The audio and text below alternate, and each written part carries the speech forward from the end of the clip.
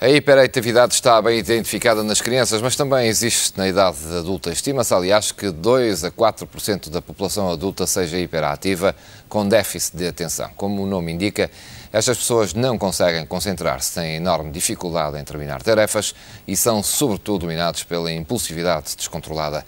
Saiba que os hiperativos estão perfeitamente integrados na sociedade e podem ser tratados. É o que fazem médicos, advogados e polícias que se dirigem ao Hospital Miguel Bombarda, em Lisboa. Veja esta grande reportagem. Este é o Rui Pedro, um miúdo hiperativo, um dos 150 mil em Portugal. Ele não consegue estar quieto, não consegue concentrar-se. Uma palavra com o mesmo sentido, contente. Quer dizer o mesmo. Contente, feliz. Pronto, então escreve. A Rita Maria chegou à escola muito feliz.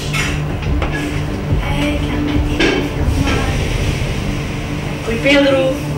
O Rui Pedro está agora a ser medicado, mas há 20 ou 30 anos, outros como ele não foram tratados.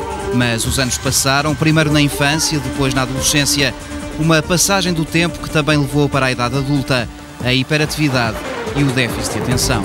O mais que me atrapalhava era não conseguir terminar nada, não completar nenhuma tarefa, não conseguir parar em nenhum curso, em nenhum emprego. Esse tipo de coisa, não consegui me realizar.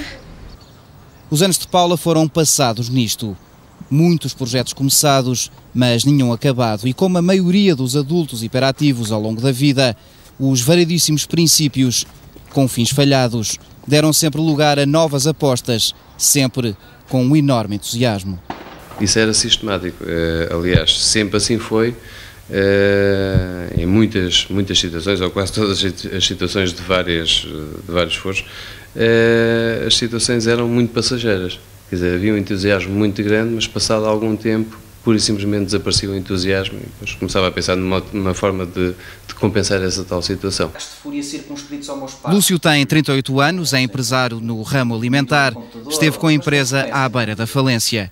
Paula tem 37 e está há 15 para acabar o mesmo curso de artes plásticas. Os dois estão a ser tratados no Hospital Psiquiátrico Miguel Bombarda, em Lisboa, por Rui Ribeiro, psiquiatra, um dos elementos da unidade clínica de hiperatividade e déficit de atenção. São essencialmente um quadro que vem desde a infância, portanto estes sintomas estiveram lá desde a infância, em que não precisa ter hiperatividade tal como têm as crianças, mas pode ter muita impulsividade, isto é, a pessoa reage impulsivamente a tudo e mais alguma coisa. Estas pessoas têm muito mais acidentes de trânsito, por exemplo, muita impulsividade, que no fundo correspondia à hiperatividade da criança, e o déficit de atenção. A pessoa distrai-se, mesmo que tente, a pessoa não consegue estar concentrada no seu trabalho, nos seus afazeres, perde coisas, é desorganizada. Quando tentava estudar, sentava-me à mesa com os livros e pura e simplesmente não conseguia concentrar. Não conseguia, passado uma página, tinha que voltar outra vez atrás, porque já não me lembrava do que é que tinha lido na página anterior. E na vida, no dia-a-dia, situações em que as pessoas falavam comigo, eu por isso simplesmente não memorizava, não retinha a informação e não conseguia ter também um raciocínio que fosse seguido, sistematizado. E as pessoas pensam que é tipo irresponsabilidade ou, né, falha de caráter ou que você é menos inteligente. Também me sentia assim menos inteligente por não conseguir. Com o receio do preconceito que há sobre doenças psíquicas, estes dois hiperativos preferem manter o anonimato e fazem-no apesar de estarem completamente integrados na sociedade, de não terem qualquer diferença de comportamento num ambiente tão público quanto um café. Saiba, aliás, que advogados, engenheiros, oficiais da Guarda Nacional Republicana, todos bons profissionais, já procuraram tratamento aqui na consulta de hiperatividade e déficit de atenção do Miguel Bombarda. Um hiperativo com déficit de atenção lê assim um jornal. Salta de notícia para notícia, deixa-as a meio, começa a ler outras, volta à anterior, mas poucos segundos a seguir é capaz de se pôr a virar páginas. Uma desconcentração quase sempre acompanhada por um pé que hiperativamente não para de abanar, mudando algumas vezes de posição para, a seguir, voltar a abanar. Estes são alguns dos traços que acompanham o hiperativo desde a infância. Alguns ficam mais agudos, como a impulsividade. Muitas das vezes falta de controle. São pessoas que respondem, interrompem as conversas dos outros.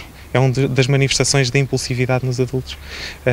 Interrompem as conversas, acabam as frases, não se controlam nas respostas. Portanto, à mínima coisa sai uma resposta assim um bocado a torto e que causa, muitas das vezes, nós não pensamos nisso, mas causa grande sofrimento à pessoa, porque a pessoa não queria ter feito aquilo daquela forma. A desorganização, sim, sempre. Em termos de impulsividade, foi-se agravando com a idade e com o correr menos bem das situações. Impulsividade é o oposto de controlo, de autocontrolo. No caso de Paula, ela bem tentava concentrar-se quando ia para a estrada. Por exemplo, eu estou conduzindo, não é? E o semáforo tá vermelho, o sinal está vermelho. Aí eu olho para o semáforo vermelho e... Arranca? E olho assim para uma nuvem, por exemplo, e esqueço do semáforo e arranco. Se somarmos uma vida de insucessos seguidos, descontrolo nas ações ou incapacidade de terminar as tarefas mais rotineiras e simples, então talvez seja fácil percebermos que um hiperativo adulto pode ser vítima da frustração, de uma incontida falta de autoestima. Um doente hiperativo adulto tem 5 a 10 vezes mais risco de ser colhido pela depressão. Tem 5 a 10 vezes mais risco de ser dominado pela ansiedade. Duas patologias comuns neste tipo de deficiência psíquica, mas que podem baralhar o diagnóstico de hiperatividade e déficit de atenção. Existem complicações da doença com outras patologias, nomeadamente depressões, abuso de drogas, problemas que têm que ver com a impulsividade, que é uma das características da doença, e portanto muitas vezes os doentes chegam à nossa atenção por causa desta patologia secundária. E, portanto, anteriormente, muitos destes doentes eram seguidos com outros diagnósticos. E o tratamento era dirigido às complicações da doença, em vez de ser também à doença principal. É esta a razão porque muitos psiquiatras de adultos ainda não são capazes de reconhecer a doença. Feito o diagnóstico, interessa saber que o tratamento é possível. Como é possível que, como nós, também você estranha que um hiperativo se trate com estimulantes. Os estimulantes são úteis porque vão pôr a funcionar áreas do cérebro que estão a funcionar a menos. Portanto, daí o estimulante. E daí a pessoa conseguir controlar depois impulsos, conseguir controlar, porque essas áreas que são conhecidas como áreas de controlo estarem a funcionar a menos nas pessoas que têm hiperatividade e déficit de atenção.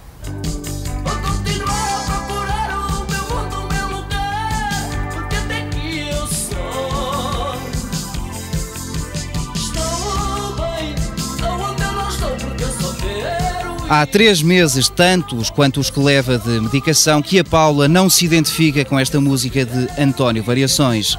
Tem variado muito menos de humor. Agora eu consigo fazer um plano, entende? De ficar em um lugar,